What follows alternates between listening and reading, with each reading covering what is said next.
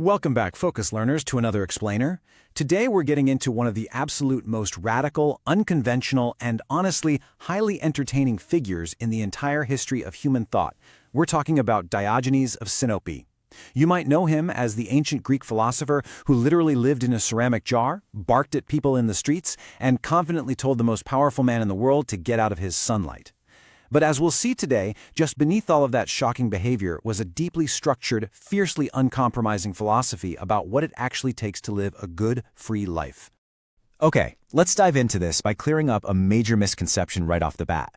Today, when we call someone a cynic, we usually mean they've got this attitude of jaded negativity, or maybe they just constantly distrust everyone's motives. But the ancient definition was radically different.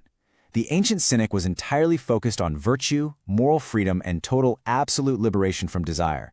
They weren't sneering at virtue. They were actually trying to rescue it from a society they felt had become completely artificial. So, Section 1. The original cynic. From Socrates to the streets. How exactly did this bizarre philosophical movement begin? The word cynic itself actually comes from the ancient Greek word kion, which translates directly to dog. And there are a couple of reasons for this. The very first cynic, Antisthenes, who was a pupil of Socrates, by the way, taught in a gymnasium called Cynosargus, meaning place of the white dog. But honestly, the more important reason? The word dog was constantly thrown at Diogenes and his followers as a brutal insult, simply because they lived on the streets, rejected common manners, and ate their meals in public.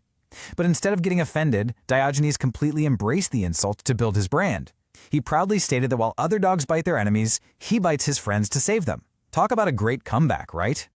Moving right along to Section 2, defacing the currency, the crime that birthed the philosophy. Because, hey, every anti-hero needs an origin story. So, Diogenes was actually born to a pretty well-off, prosperous family in a Black Sea colony called Sinope. His dad was a banker who was in charge of the local mint. But things went terribly wrong when they got caught defacing the currency, literally altering or clipping the town's coins. This whole scandal led to Diogenes being exiled. Just like that, he lost his wealth, his status, and his home. But this exact phrase, parakaratin to nomisma, became his lifelong philosophical motto. The Greek word nomisma means both coin and convention.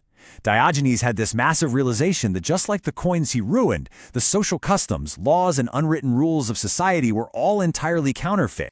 Which brings us to Section 3, life in a jar. Radical minimalism in Athens. Once he was exiled, Diogenes headed over to Athens and took this new realization to the absolute extreme. Now, what's really interesting about this is how Diogenes literally weaponized simplicity against a society totally obsessed with wealth and status. He embraced extreme asceticism. He didn't live in a house. Instead, he took shelter in a pithos, which is this massive ceramic jar meant for storing wine or food, smack in the middle of the crowded Athenian marketplace. He walked around barefoot, folded up his single tunic to use as a bed, and survived entirely by begging. He believed that owning even a single unnecessary item was a psychological trap. In fact, he used to carry around a simple wooden cup to drink from, but one day he sees a child just scooping up water directly with cupped hands. Diogenes instantly throws his cup away, declaring that a child had beaten him in the art of simplicity. And this radical detachment extended to everything, even people. Diogenes originally owned a slave named Manes. When Manes inevitably ran away, people expected Diogenes to be furious or try to hunt him down. Instead, Diogenes just shrugged and dropped this absolute gem of a quote: "If Manes can live without Diogenes, why not Diogenes without Manes?" He firmly believed that true freedom meant needing absolutely nothing. To rely on a slave was, in a very real way, to be enslaved yourself. Let's check out Section 4, the ultimate troll, performance art as philosophy. Because Diogenes didn't just quietly live in his jar, he absolutely made it everyone else's problem. Diogenes was essentially a philosophical performance artist. He completely despised intellectual pageantry, especially the highly theoretical, abstract philosophy of his famous contemporary, Plato. Once, Plato's Academy came up with a supposedly brilliant, highly praised definition of a human being, a featherless biped. Diogenes thought this was just ridiculous nonsense. So, what does he do? He plucks the feathers off a live chicken, bursts right into Plato's prestigious academy, throws the naked bird on the floor, and shouts, "Behold Plato's man!" Plato was so humiliated he actually had to amend his official definition to add, "with broad, flat nails." Just unbelievable. He also loved using these crazy visual props to expose the hypocrisy of the people around him. One of his most legendary stunts was wandering through the crowded marketplace in broad daylight, holding up a lit lantern. When confused citizens stopped him to ask what on earth he was doing, he would simply reply, "I am looking for a human being," meaning he was searching for just one truly wise, authentic person who actually lived by virtue rather than fake, artificial rules. Spoiler alert, he never found one. But his absolute lack of intimidation really reached its peak when he met Alexander the Great. Alexander, the most powerful conqueror on earth, actually sought out this famous, bizarre philosopher. He found Diogenes sunbathing in Corinth. Alexander stood over him and offered him absolutely anything he desired, any favor, any amount of wealth. Diogenes casually looks up at the ultimate conqueror and simply says, "Stand a little out of my sun." He was completely, literally immune to the allure of power. Alexander was supposedly so struck by this absolute sovereignty that as he walked away, he said, "If I were not Alexander, I would be Diogenes." This perfectly tees up Section 5, Citizen of the World, the Philosophy of the Dog. Because beyond all the stunts, there was a deeply structured worldview at play here.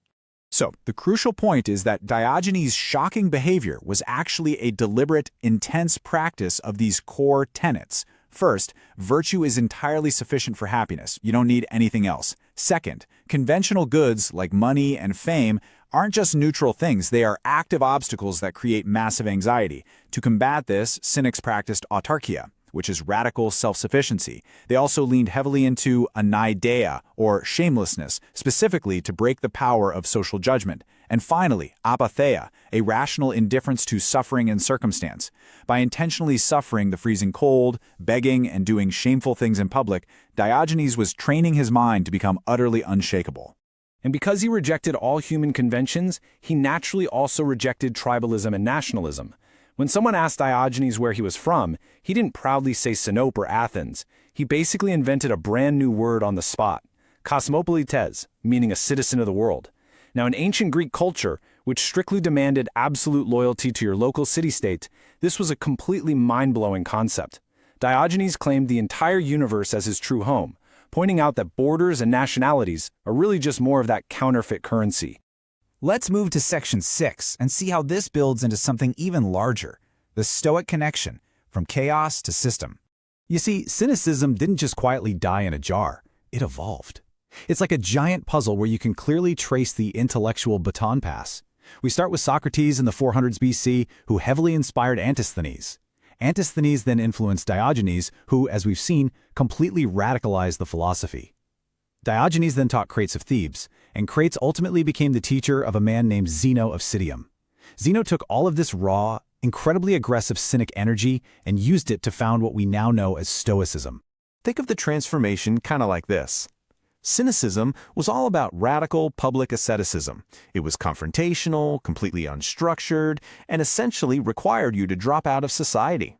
The Stoics come along, and they take those exact same core principles, that virtue is the only real good, self-sufficiency, and emotional detachment, but they internalize them. Stoicism became this highly systematized school of thought that was actually super compatible with ordinary society. A Stoic could literally be a Roman emperor, like Marcus Aurelius, managing unimaginable wealth and power while still secretly maintaining the internal, detached mindset of Diogenes sitting in his jar. The Stoics essentially softened that aggressive performance art into a practical, internal resilience. Which leaves us with this final, truly provocative thought. Here we are, over 2,000 years later, and Diogenes is somehow still shining his lantern right in our faces. Our world is vastly different, sure, but human nature hasn't changed one bit. We still chase wealth, we still deeply fear social embarrassment, and we still desperately crave status. So, looking at your own life right now, are you truly living according to nature?